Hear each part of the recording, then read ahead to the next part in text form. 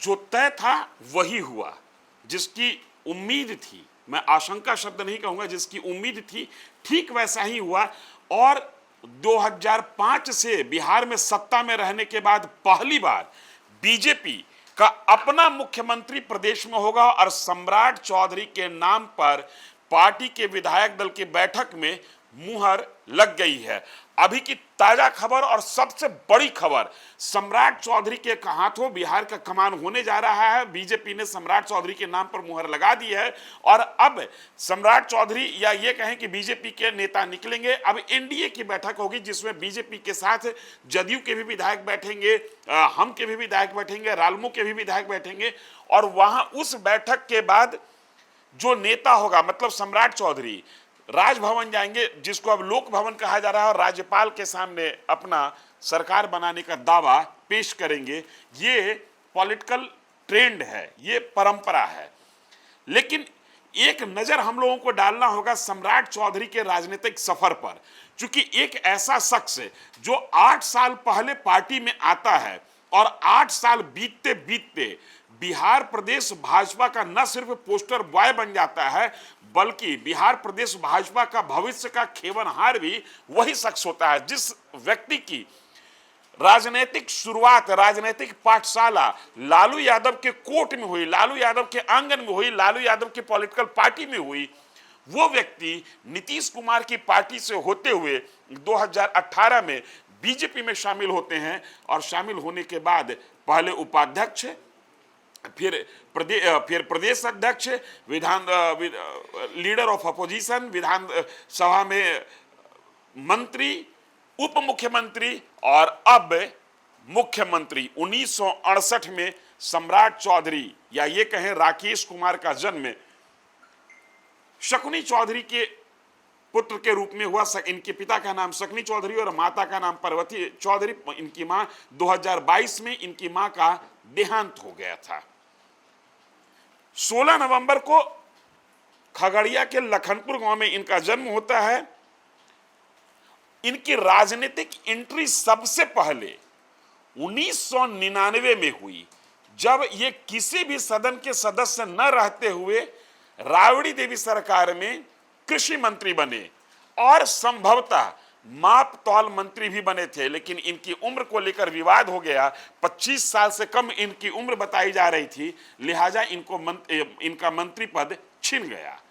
2000 में ये पातेपुर से ही विधायक चुने जाते हैं, फिर 2010 में विधायक चुने जाते हैं और 2010 से 2015 का जो इनका विधानसभा का कार्यकाल होता है वो भी बड़ा क्रूशियल रहता है। ये चुने जाते हैं आरजेडी के टिकट पर और 2013 के बाद याद कीजिए नीतीश कुमार नरेंद्र मोदी के नाम पर बीजेपी से अलग हो जाते हैं और 2014 में नीतीश कुमार लोकसभा चुनाव के बाद इस्तीफा दे देते हैं और जीतन राम मांझी को मुख्यमंत्री बनाते हैं। जीतन राम मांझी के मंत्रिमंडल में सम्राट चौधरी नगर विकास एवं आवास मंत्री बनते हैं। संक्षिप्त कार्यकाल था।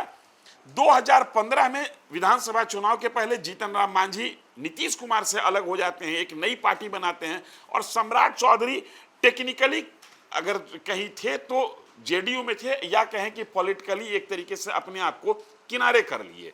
3 साल स्थिर रहने के बाद सम्राट चौधरी 2018 में बीजेपी ज्वाइन करते हैं। ज्वाइन करते ही इनको पार्टी में उपाध्यक्ष बनाया जाता है, फिर विधान परिषद के सदस्य होते हैं, उसके बाद पार्टी प्रदेश अध्यक्ष इनको बनाती है और जब जब सरकार में रहे तब तक मंत्री बने, जब सरकार में नहीं रहे तो नीतीश कुमार के खिलाफ रहे। 2022 में जब इनकी मां की मृत्यु हुई थी उस समय ये सरकार में नहीं थे, नीतीश कुमार और बीजेपी में दूरी चल रही थी, नीतीश कुमार की सरकार आरजेडी के साथ चल रही थी। मां की मृत्यु के बाद सम्राट चौधरी ने अपने माथे पर पगड़ी बांधा था, मुरेठा बांधा था और सदन के अंदर जब मुख्यमंत्री नीतीश कुमार ने पूछा, उस समय ये प्रतिपक्ष में हुआ करते थे कि आप मुरेठा क्यों बांधे, इशारे इशारे में बात हो रही थी, इन्होंने खुल के कहा कि आपको हटाने का संकल्प लिए हैं और जब तक आपको हटा नहीं देंगे तब तक हम मुरेठा खोलेंगे नहीं। लेकिन राजनीति की अपनी चाल होती है, अपनी करवट होती है। राजनीति ने करवट ली और नीतीश कुमार एक बार फिर बीजेपी के साथ आ गए। बड़ा प्रश्न था सम्राट चौधरी मुरेठा रखेंगे या हटाएंगे। चूंकि मुख्यमंत्री की कुर्सी पर नीतीश कुमार ही विराजमान थे और उन्हीं का विराजमान रहना तय था। सम्राट चौधरी ने तय किया कि हम मुरेठा हटाएंगे और जुलाई, शायद 3 जुलाई 2024 को अयोध्या जाते हैं, सरयू की पावन धारा में स्नान करते समय मुरेठा प्रवाहित करते हैं। और जब मीडिया कर्मी पूछते हैं कि आपने तो कहा था कि नीतीश कुमार को हटाने के बाद मुरेठा खोलेंगे, तो कहते हैं कि मेरा संकल्प पूरा हुआ। नीतीश कुमार को हटाए नहीं तो नीतीश कुमार को अपने साथ ले आए। लेकिन वास्तव में सम्राट चौधरी का संकल्प आज पूरा हुआ। तारीख 14 अप्रैल 2026 सम्राट चौधरी के नाम पर एनडीए की सरकार का नेतृत्व बीजेपी के हाथ में और बीजेपी का पहला मुख्यमंत्री सम्राट चौधरी। आने वाले दिनों में एनडीए की कमान सम्राट चौधरी के हाथ में होगी। सम्राट चौधरी के सामने चुनौती बड़ी है, इसलिए कि नीतीश कुमार लालू प्रसाद यादव के बाद सरकार में आए थे। कहा जाता है कि लालू प्रसाद यादव के दौर में विकास का काम नहीं होता था, शून्य से शुरू किया था, इसलिए नीतीश कुमार का काम बहुत ज्यादा दिखा। आज भी कहा जाता है, कई लोग कहते हैं कि श्री बाबू के बाद अगर सबसे सफल कार्यकाल किसी मुख्यमंत्री का रहा तो वो नीतीश कुमार का रहा है। सम्राट चौधरी के सामने चुनौती है नीतीश कुमार से बड़ी लकीर खींचने की। कितनी बड़ी लकीर खींच पाएंगे ये भविष्य में तय होगा। कल यानी 15 अप्रैल को दिन के 11 बजे तय कार्यक्रम के अनुसार सम्राट चौधरी मुख्यमंत्री पद की शपथ लेंगे। माना जा रहा है कि छोटा मंत्रिमंडल शुरू में शपथ लेगा।